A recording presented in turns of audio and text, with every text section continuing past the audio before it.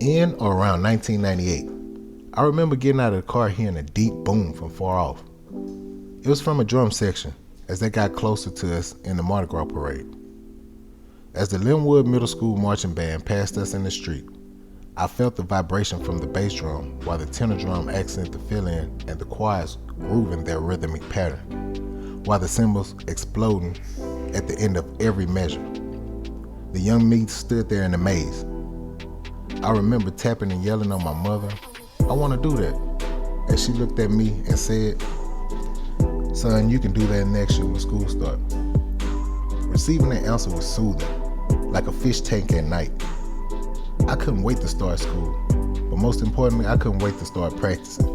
Hey, there's a lot of talent out there. I just had to get myself right. Throughout the summer, going to church was filled with tons of musical inspiration. Hearing my grandmother play those gospel hymns on that organ, while I constantly looked into the corner in the drum set area. I just wanted to go over there and make a basic beat on an unoccupied, slightly neglected drum set.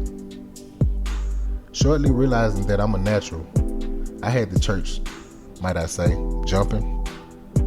As the summer passed, I started school later myself, filling the streets with my rhythmic pattern.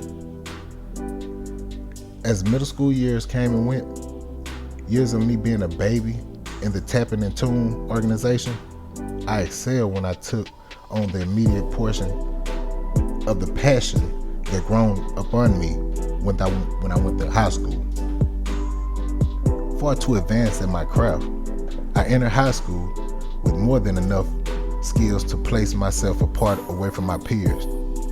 I anticipated the years to be a breeze in my percussion career. Although it still was on my difficult list. Late night practices with the section had us sounding better than the average drum section in our area. Of course, it came with bragging rights, although we didn't win every battle. It was difficult. It definitely flared the competitive disease around the Woodline drum section.